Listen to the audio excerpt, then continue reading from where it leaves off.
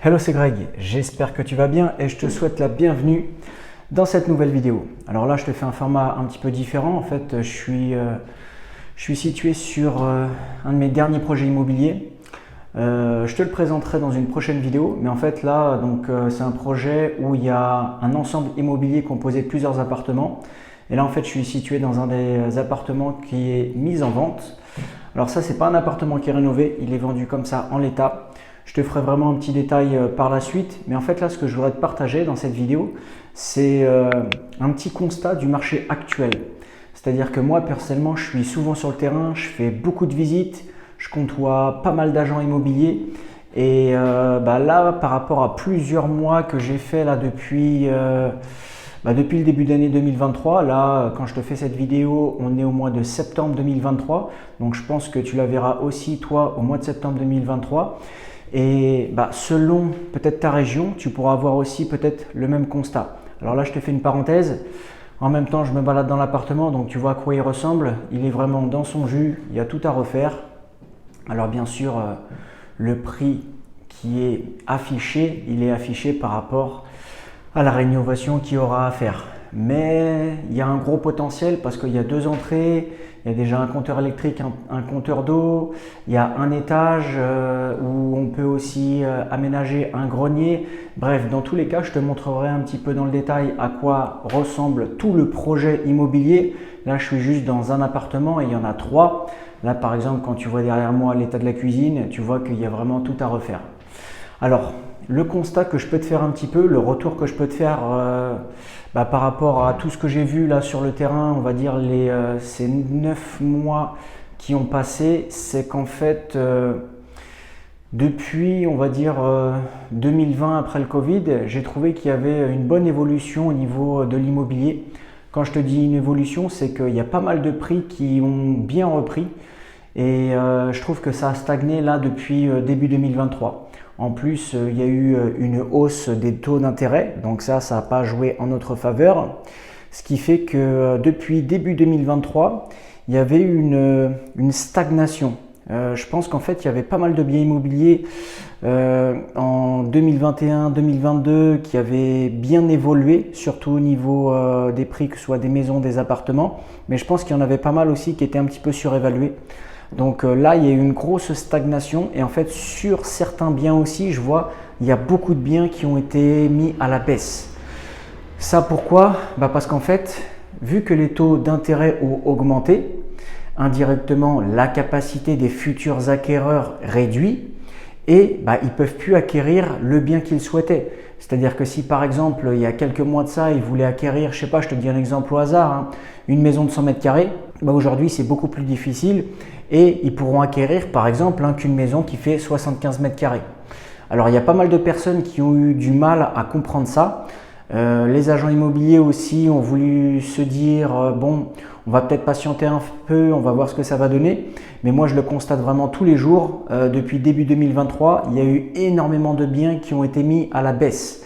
Donc ça c'est vraiment un premier constat. Ensuite, une autre chose que je peux te dire, c'est que je pense que là, depuis fin août, et ça c'est aussi un retour que j'ai par rapport à pas mal d'agents immobiliers, c'est que ça commence à reprendre. Pourquoi ? Parce que même si les taux d'intérêt continuent à augmenter, il y a certaines personnes qui ont toujours des projets immobiliers, d'accord ? Ils ont toujours besoin peut-être de déménager ou d'emménager. Et à un moment donné, ils se rendent compte qu'il faut qu'ils fassent des concessions. Et ça, je le remarque aussi que ce soit du côté acheteur et du côté vendeur. C'est-à-dire qu'il y a pas mal de vendeurs qui baissent les prix et il y a pas mal d'acheteurs qui se disent au final, je pourrais plus acquérir 100 mètres carrés, je pourrais acquérir que 75 mètres carrés. Donc, c'est pas grave, soit je vais patienter, soit je vais quand même faire mon achat immobilier. Mais dans tous les cas, ils se rendent compte qu'il y a quand même un changement. Donc ça, c'est une autre chose.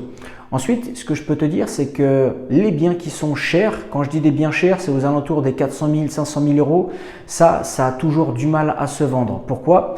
Parce que déjà que les acquéreurs qui par exemple voulaient acquérir un bien aux alentours des 200 000, 300 000, leur capacité d'emprunt a été réduite.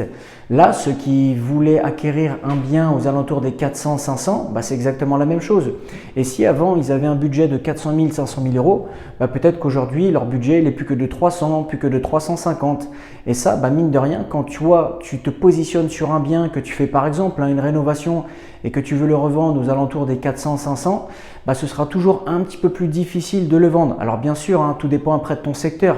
Si vraiment tu es dans un secteur très très tendu, dans un secteur aussi où il y a une grosse demande, ou c'est un secteur aussi peut-être dans le luxe, enfin bref, ça peut peut-être jouer pour que tu puisses vendre ton bien rapidement, mais je te parle d'une manière générale. Moi personnellement, je suis situé en Île-de-France et je le constate vraiment tous les jours.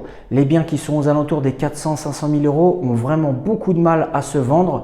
Les biens qui sont en dessous, ça va, mais il faut quand même s'attendre à ce que les acheteurs fassent une négociation. Et toi, si par exemple, là en ce moment, tu as des biens à vendre, ne sois pas trop, ne sois pas trop fermé à la négociation. S'il y a des personnes qui veulent négocier, tu es toujours ouvert à la discussion, après dans toute mesure bien sûr, parce qu'il ne faut pas que ça rogne toute ta marge, mais voilà, ne sois pas fermé. Ça c'est un petit constat que je peux te faire. Donc en gros, je pense que là, vers fin 2023, ça va reprendre un peu, parce que quand j'ai discuté avec des agents immobiliers, ils me disent que ça reprenne encore un peu. Il y a pas mal quand même de nouveaux acquéreurs qui souhaitent se positionner, qui souhaitent acheter des biens.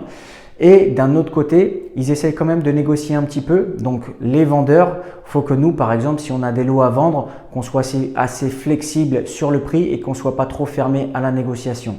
Surtout en plus, si par exemple tu vends des biens qui sont à rénover, comme dans l'appartement où je suis, là comme tu vois, il y a vraiment tout à rénover de A à Z.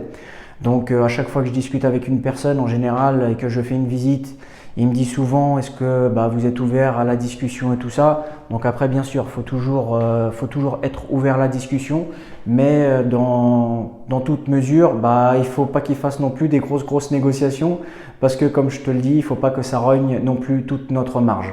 Donc voilà un petit peu le petit constat que je voulais te faire là sur la fin d'année, le petit retour. Je pense que en début d'année 2024, il y aura aussi quelque chose qui sera pas mal.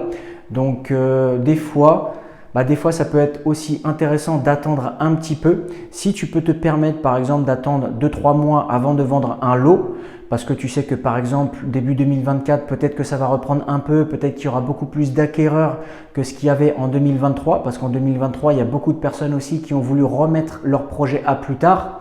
Mais à un moment donné, ils ne pourront pas attendre des mois et des mois ou des années et des années. Donc je pense qu'il y aura un petit coup de boost en 2024, tout du moins je l'espère, et on verra un petit peu comment ça se passe. Donc voilà un petit peu le retour que je voulais te faire par rapport à ça. Si toi aussi tu veux te former dans l'achat-revente de biens immobiliers, vraiment apprendre toutes les ficelles du métier, n'hésite pas à cliquer sur le lien qui est dans la description. Moi je te remercie d'avoir regardé la vidéo jusqu'ici et je te dis à très bientôt dans une nouvelle vidéo. Ciao ciao!